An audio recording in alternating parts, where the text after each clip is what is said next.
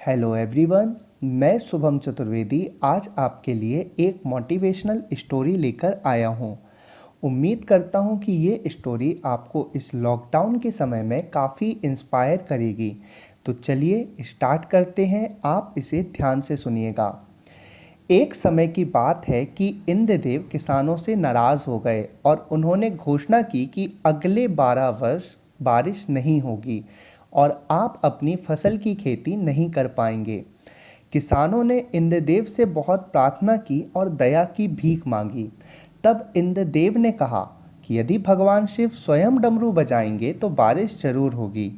दूसरी ओर इंद्रदेव ने सारी हकीकत भगवान शिव को बताई और 12 साल तक डमरू नहीं बजाने के लिए भगवान शिव को राजी कर लिया। जब किसानों ने भगवान शिव के सामने आत्मसमर्पण कर दिया तो शिवजी ने साफ शब्दों में कहा कि मैं 12 वर्ष के पश्चात ही डमरू बजाऊंगा। पीड़ित किसानों के पास 12 साल तक इंतजार करने के अलावा कोई चारा नहीं था, लेकिन सारे किसानों में से एक किसान ऐसा भी था जिसे पता था कि अगले 12 वर्षों तक बारिश नहीं होगी। फिर भी वह हर साल फसल उगाने के लिए खेत की जुताई, मरम्मत और पाक रोपण किया करता था।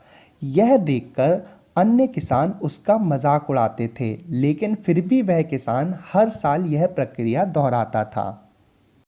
इसलिए सभी किसानों ने मिलकर उस किसान से पूछा कि मूर्ख, क्या तुम नहीं जानते कि अगले 12 साल तक बारिश नहीं होने वाली? तुम अपना समय और ऊर्जा व्यर्थ ही बर्बाद क्यों कर रहे हो? तो किसान ने उत्तर दिया, मुझे पता है कि मेरी फसल बढ़ने वाली नहीं है, लेकिन मैं अभ्यास कर रहा हूँ ताकि मैं खेती करने के तरीके को भूल ना जाऊँ।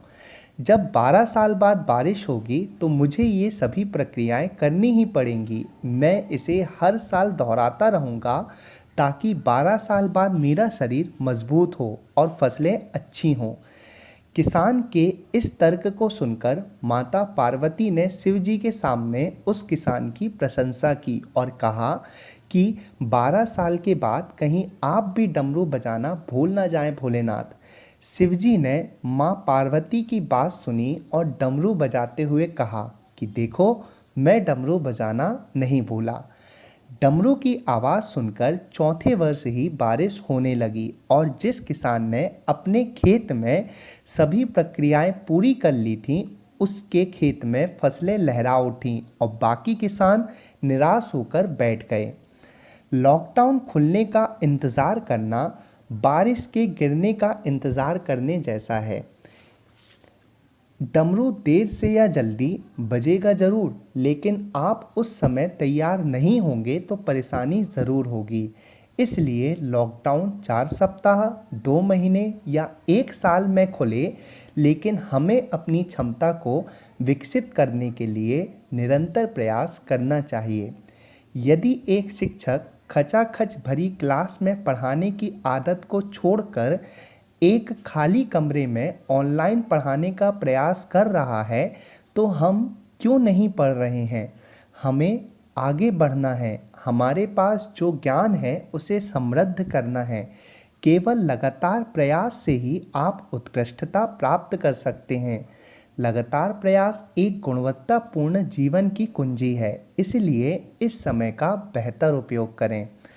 अगर आपको वीडियो पसंद आया हो तो वीडियो को लाइक करें और कमेंट कर अपने विचार व्यक्त करना ना भूलें और चैनल को सब्सक्राइब करें।